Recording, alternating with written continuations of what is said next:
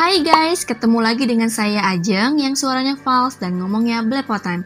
Buat kalian yang baru mampir di channel ini, saya sarankan untuk menonton video sebelum-sebelumnya agar tidak bingung dengan alur ceritanya. Bisa dicek di playlist ya guys. Saya juga mau ingetin kalau pembahasan ini mengandung spoiler, jadi kalau kalian gak suka spoiler, silahkan berhenti menonton. Pembahasan kali ini kita akan mulai dari chapter 285 sampai 288. Gak usah lama-lama lagi, yuk kita cus! Guys, sebelumnya ada yang mau saya ralat dulu ya. Jadi di video sebelumnya itu, kayak kalau nggak salah 2 video sebelumnya, saya sempat bilang kalau Yin Moha dan kawan-kawan dan juga Hing Wunja tahu kalau kelompok si pria tua pemilik penginapan KW itu adalah dari sekte Blood God Six Martial. Tapi yang benar itu mereka sebenarnya belum tahu ya guys, termasuk Yogun juga. Saya waktu itu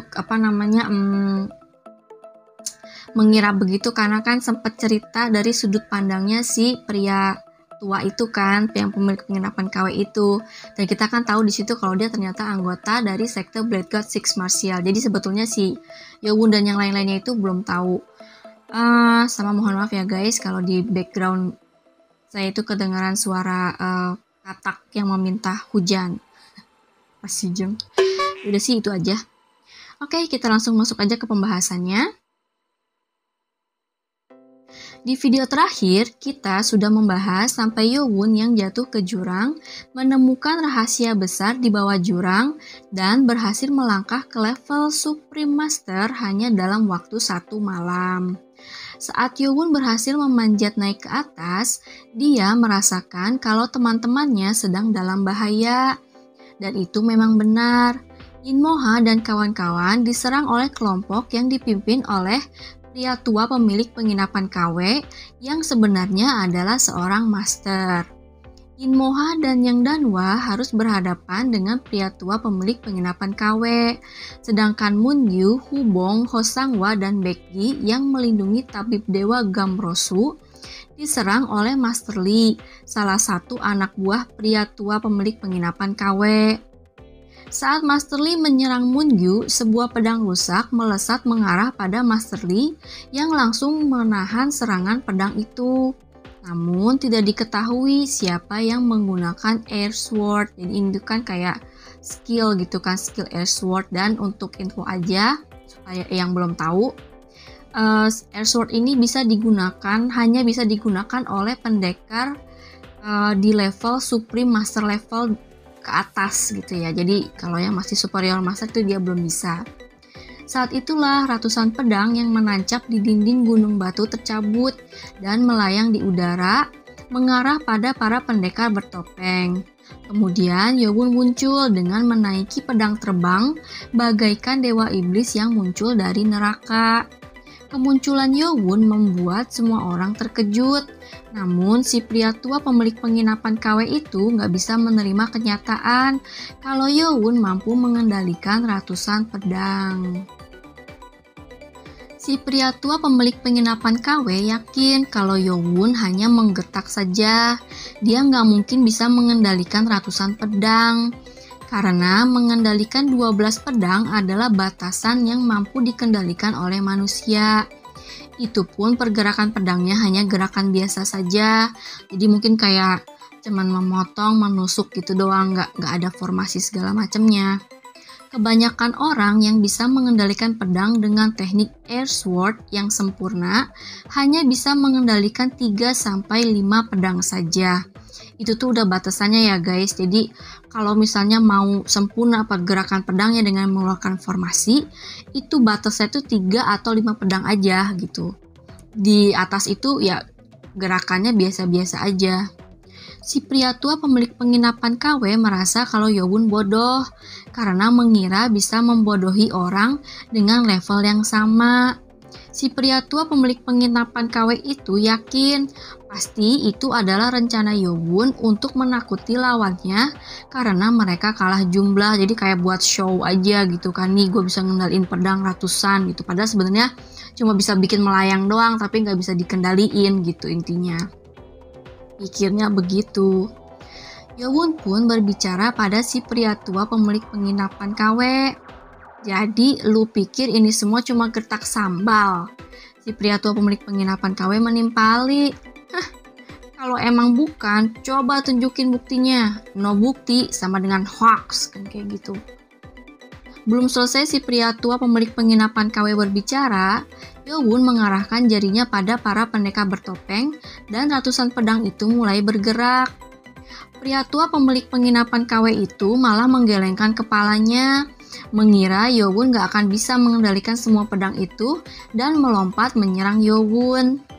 Saat itulah Yowun meminta Nano untuk membantunya mengarahkan ratusan pedang itu untuk menyerang target yang sudah ditentukan. Maksudnya itu si para pendekar bertopeng ya guys. Nano pun merespon di dalam kepalanya si Yowun kan. Oke bos, nggak gitu sih. Nano mulai mengaktifasi self-targeting system pada 128 pedang dan mengunci serangan pada target yang sudah ditentukan. Pada augmented reality yang dilihat Yowun, terdapat banyak titik merah yang diarahkan pada para pendekar bertopeng, termasuk si pria tua pemilik penginapan KW yang saat ini sedang menyerangnya. Yowun pun mengangkat tangannya, gitu kan. Dan 128 pedang langsung bergerak bersamaan. Itu pemandangan yang sangat menakjubkan.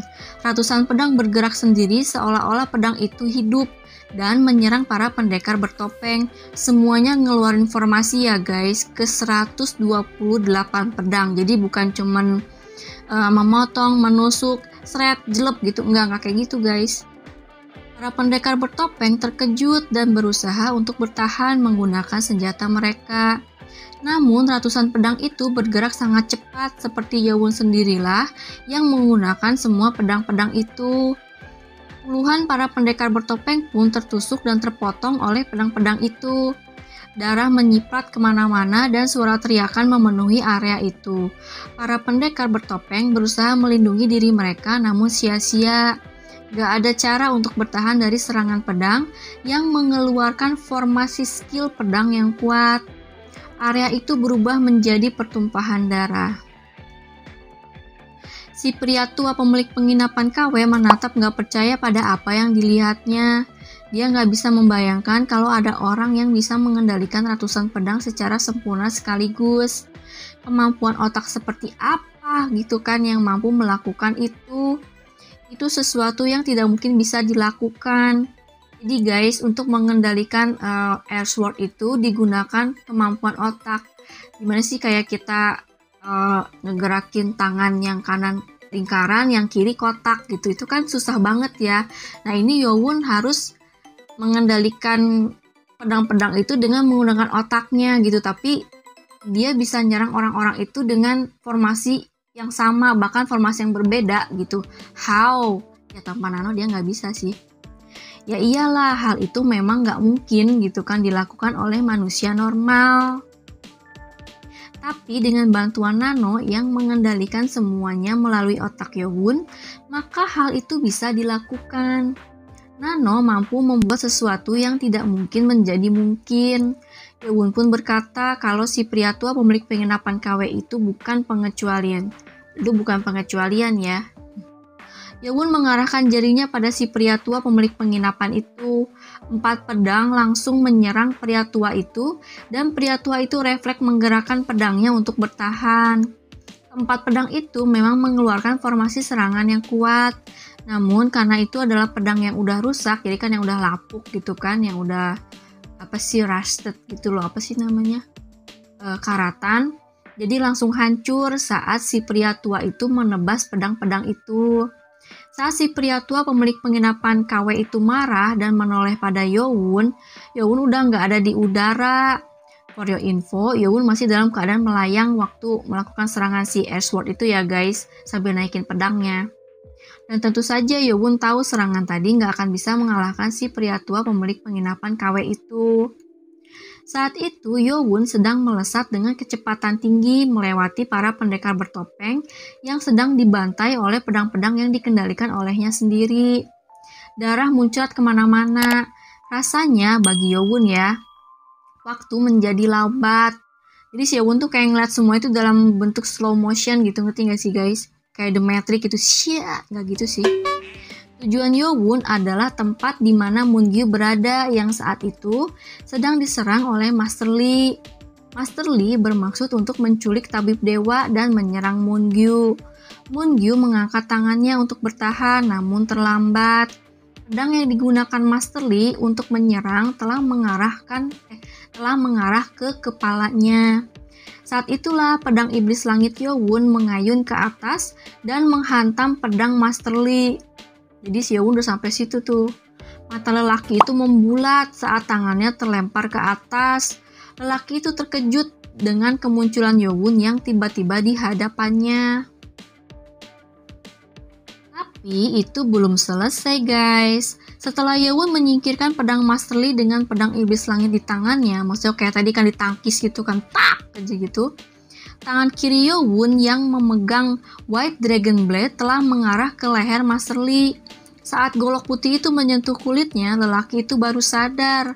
Matanya bergetar karena syok saat golok putih itu menebas lehernya kesrot gitu.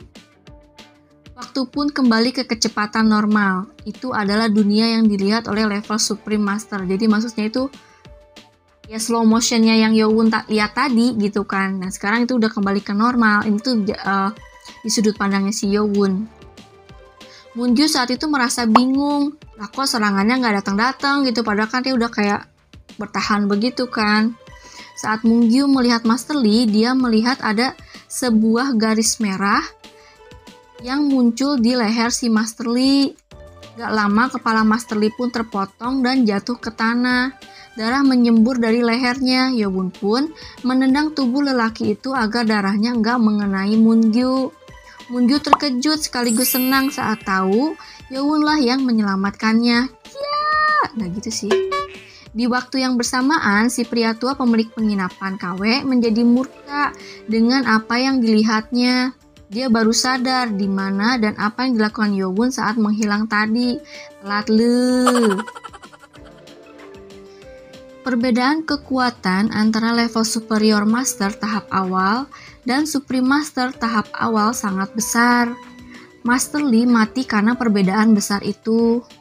Saat itu Yowon sedang mengusap air mata Moon-gyu yang sedang menangis. Yowon meminta maaf karena sudah membuatnya khawatir. Namun tiba-tiba Yowon merasa limbung karena kepalanya sakit. Moon-gyu membantu Yowon dan terkejut melihat pembuluh darah bermunculan di dahi Yowon. Nano memberitahu Yowon kalau 75% energi Yowon telah digunakan dan Nano menghentikan self-targeting system karena telah overload membebani otak Yowon. Setelah Nano menghentikan aktivasi, pengurasan energi Yowon pun terhenti dan sakit kepala yang tadi dia rasakan menghilang. Karena self-targeting mode sudah dinonaktifkan, otomatis aliran energi pada ratusan pedang pun terputus. Pedang-pedang itu pun jatuh ke tanah. Pedang-pedang itu memang sudah usang, jadi saat jatuh ke tanah langsung hancur. Nano memang membantunya mengendalikan semua pedang itu, namun tetap saja yang digunakan itu tubuhnya sendiri. Jadi skill itu membebani otak dan energinya. Untuk saat ini, Yowon hanya bisa menggunakan teknik itu selama 3 menit.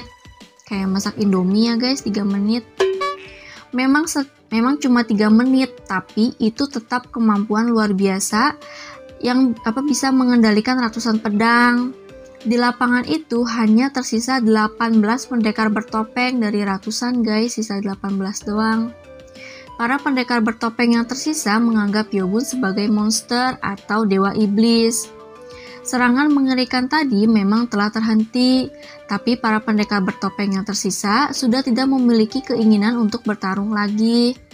80% dari mereka mati hanya dalam waktu beberapa menit, jadi mereka bahkan takut untuk bergerak. Kalau gua bergerak termati gitu kan. Yowon berpikir dia harus menghabisi sisa-sisa pendekar itu. Yowon mulai menarik nafas dalam dan mencoba untuk mengisi kembali energinya dengan energi alam sekitarnya.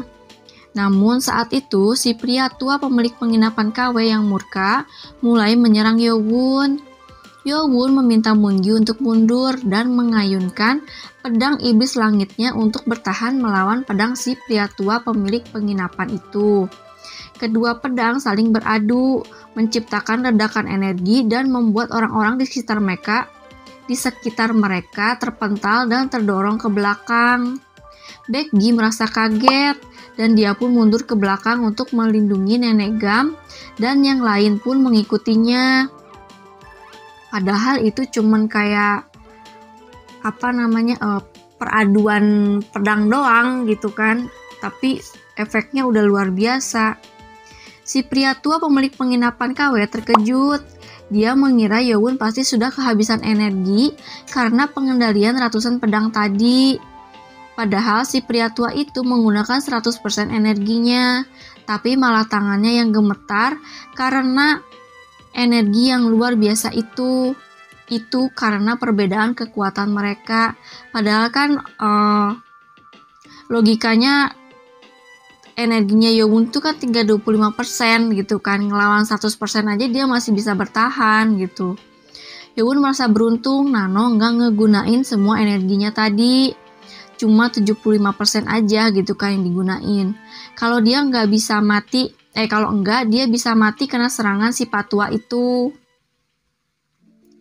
Yowun kemudian mengayunkan White Dragon Blade-nya untuk membunuh si pria tua itu, seperti yang dia lakukan pada Master Lee.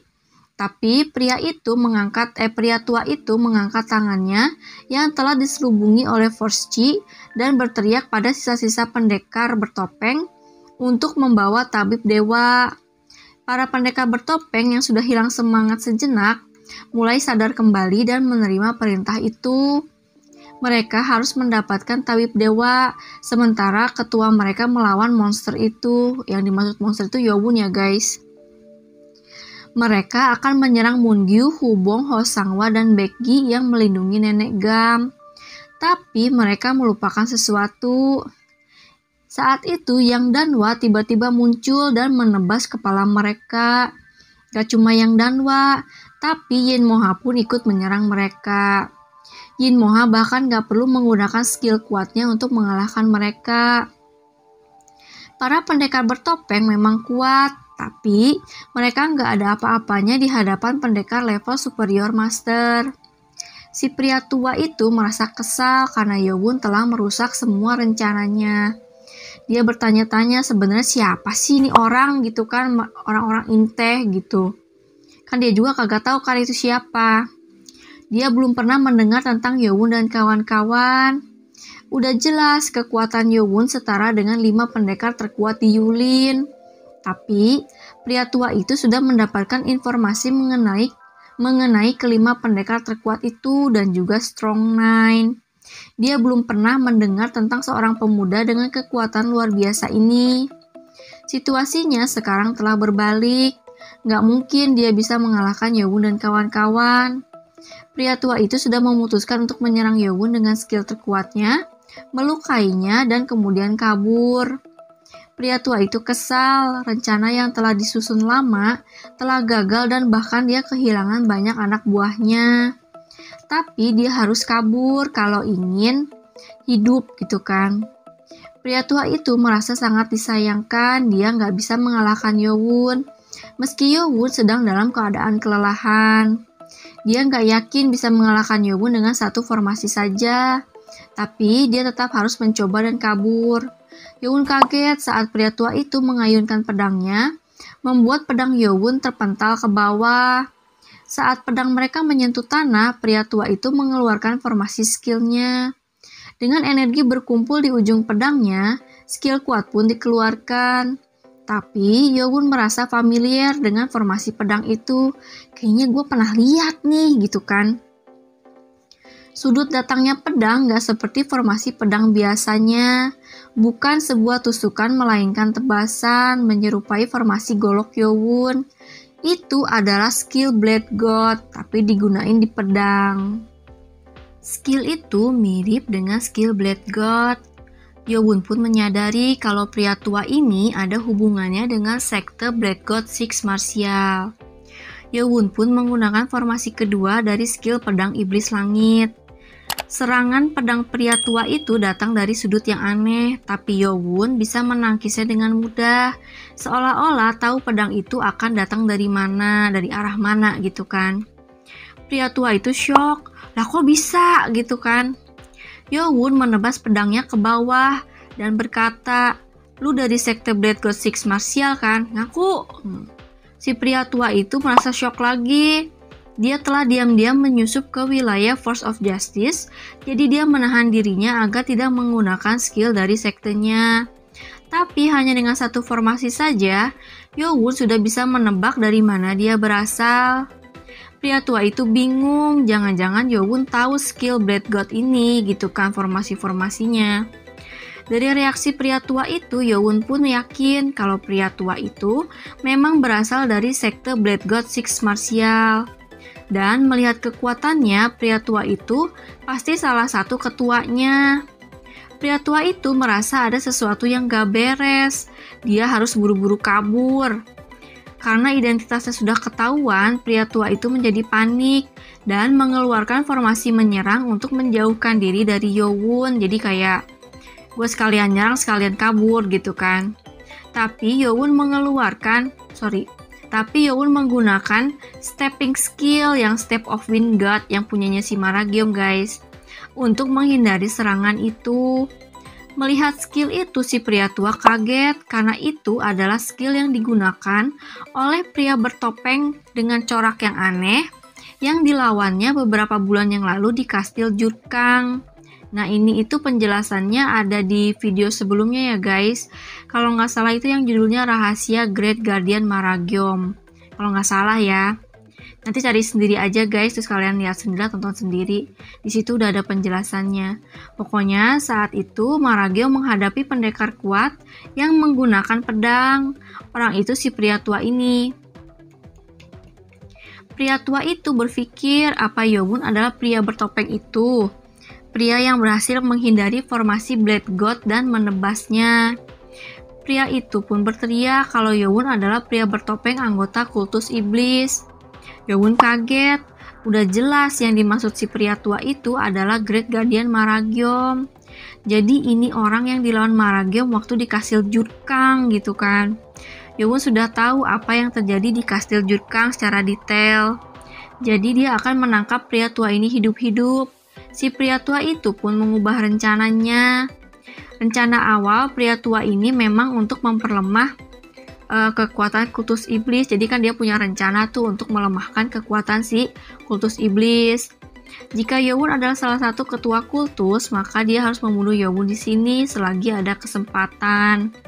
Anda sangat beruntung, Bung. Yowon bukan salah satu ketua, tapi The Lord. Enjoy berduel dengan The Lord yang menyerupai dewa iblis. Pria tua yang tadinya mau kabur mulai menyerang Yowon lagi. Dia mengeluarkan seluruh kekuatan bulan. Loh, kok kekuatan bulan sih? Salah guys. Seluruh kekuatannya dan melancarkan formasi terakhir dari skill miliknya. Si pria tua itu berteriak kalau Yowon gak akan bisa menghindari serangan miliknya. Ternyata Yowon udah tahu formasi apa yang digunakan oleh si pria tua itu, yaitu formasi Flying Dragon. Itu adalah formasi ke-6 dari skill Blood God. BTW, Yowon menamainya begitu karena dia kan gak tahu nama sebenarnya formasi itu kan. Jadi dia namainnya karena gerakannya aja gitu kan, yang kayak naga mendaki ke atas kayak gitulah. Kekuatan formasi itu sangat dahsyat, sampai bisa mencabik tubuh Elder pertama Mu Jinwon saat itu, ya kan, yang dulu tuh yang di video yang mana, pokoknya adalah situ. Dengan tubuh si pria tua yang berputar dari bawah, energi pedang mulai berputar ke atas, jadi kayak nyiptain kayak angin tornado gitu kan. Mencoba untuk membuat Yowon kewalahan. Si pria tua itu belum menguasai formasi ini dengan sempurna saat melawan Maragiom di Kastil Jurkang. Jadi dia berpikir jika saat itu Maragiom hampir nggak bisa menghindari jurus ini, maka sekarang udah pasti Maragiom nggak akan bisa menghindar lagi. Kalau itu Maragiom sih mungkin ya, dia nggak akan bisa menghindar, tapi yang dihadapinya sekarang kan Yowon. Dan dia salah paham ngira kalau si Yowon itu adalah Maragiom. Kasian dia. Tubuh Yowon mulai terdorong ke atas oleh pusaran energi itu.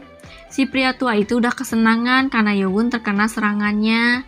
Tapi muka Yowon datar gitu deh sambil bilang, gue gak nyangka kalau gue bakal nyobain jurus ini ke elu gitu kan. Si pria itu terkejut. Pedang iblis langit Yowon mulai berubah menjadi pelindung pergelangan tangannya lagi. Jadi kayak ya gitulah, jadi Wishguard ya. Dengan tubuhnya sedikit terangkat dari tanah, Yowon menggenggam White Dragon Blade dengan kedua tangannya dan menghantamkan goloknya ke tanah. Tubuhnya mulai terbagi menjadi 8 bayangan, dan semua 8 bayangan itu mengeluarkan 8 formasi. Pria tua itu syok karena dia tahu formasi apa itu.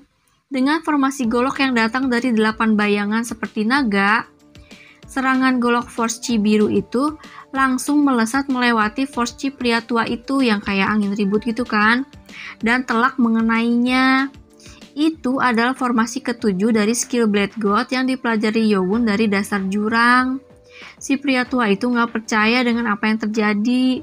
Dia berusaha mengeluarkan Force Chi-nya untuk bertahan namun terlambat. Serangan itu terlalu kuat.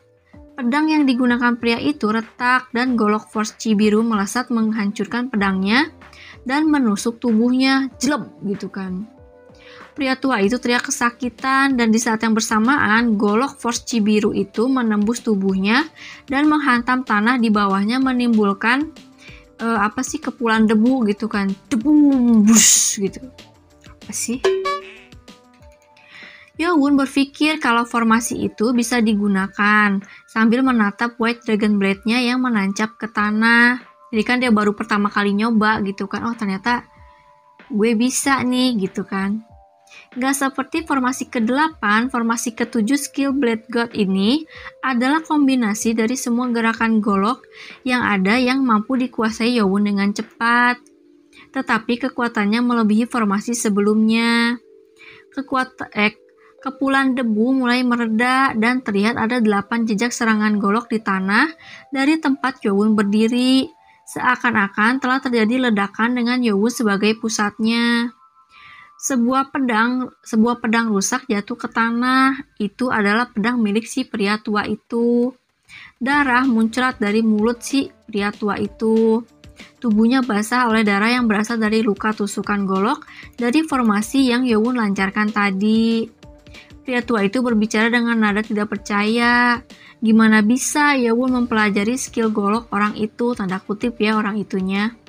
Pria itu pun muntah darah lagi dan tubuhnya terkulai ke tanah, pingsan. Pria tua itu nggak mati dari luka serangan Yowon. Di antara 8 jejak golok di tanah yang ditembakkan dari tempat Yowon berada, satu di antaranya terputus di tengah.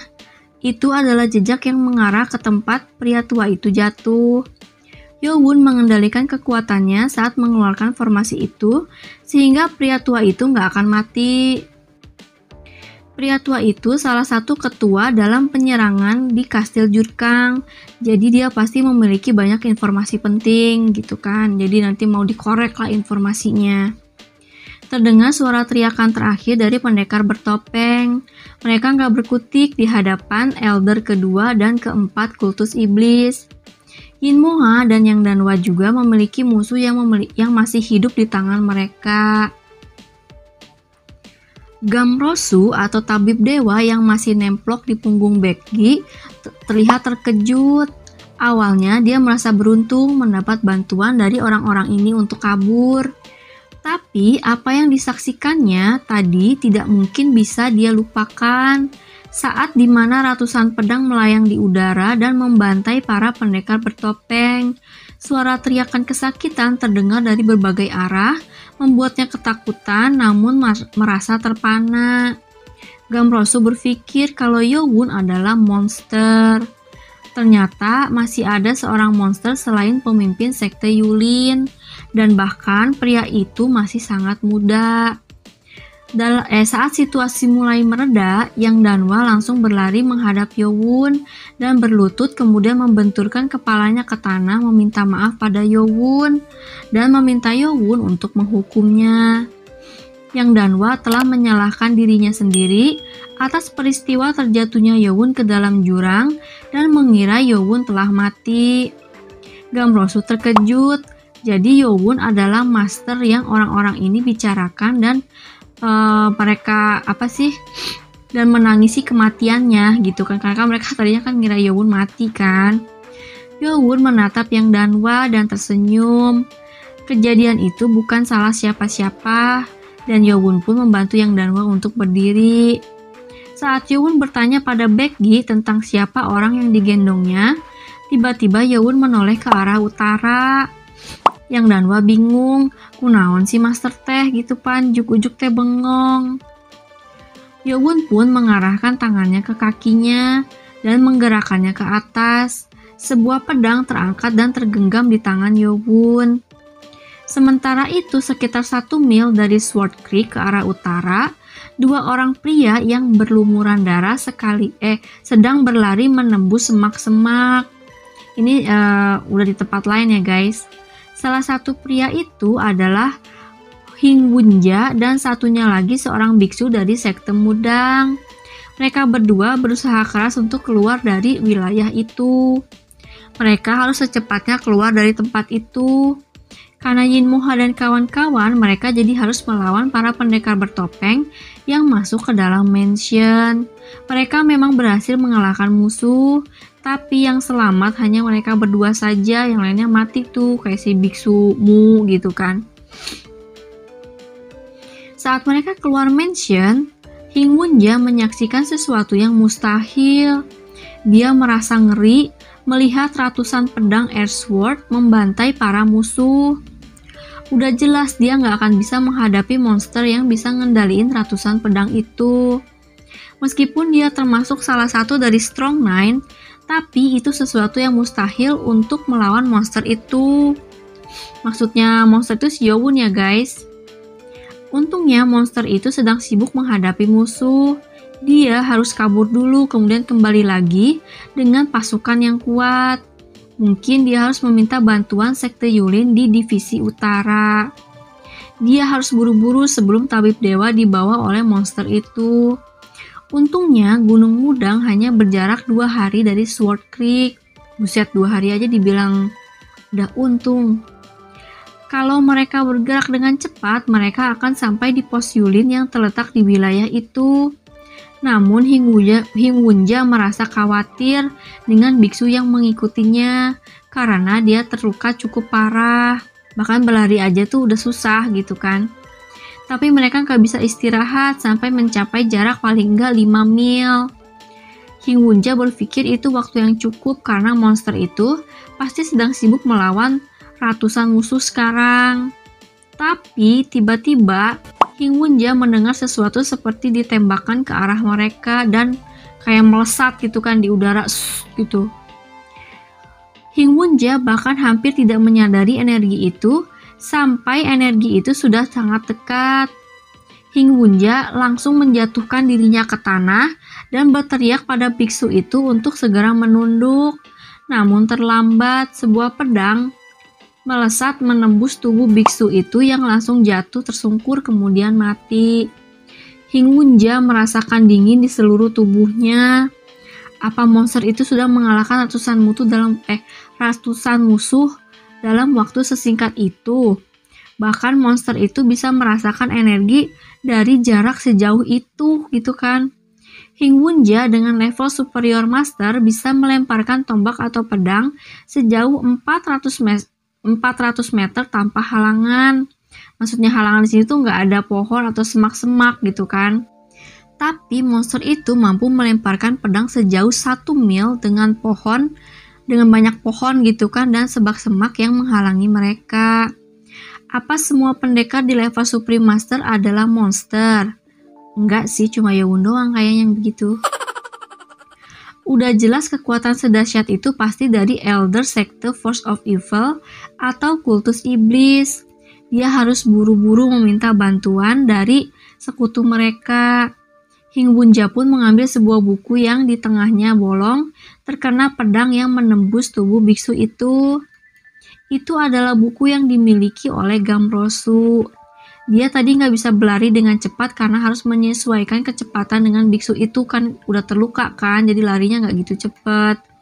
Sekarang dia nggak akan menahan kekuatannya dan langsung berlari dengan cepat meninggalkan tempat itu. Gak lama kemudian, seseorang muncul di tempat itu. Dia adalah elder kedua Yin Moha. Yowun menggunakan seluruh tenaga yang tersisa untuk melemparkan pedang itu dan meminta Yin Moha untuk mengejar orang-orang yang berhasil keluar. Yin Moha mengecek tubuh biksu itu dan melihat pedang yang dilemparkan Yowun yang tertancap di tubuh biksu itu. Yin Moha sadar kalau satu orang yang berhasil kabur adalah Hing Bunja. Yin Moha mengikuti jejak Hing Bunja yang dianggapnya berbahaya karena dia pasti bakal dibunuh gitu kan, karena dianggap berbahaya. Bersambung. Sampai sini dulu ya guys. Kita lanjut di video berikutnya. Kalau ada kritik dan saran, tulis di kolom komentar ya guys. Dan jangan lupa baca webtoonnya ya guys, dan kasih love juga. Mari kita dukung author dan webtoonisnya guys, supaya semangat dalam berkarya. Let's go! See you on the next video. Bye-bye. Assalamualaikum.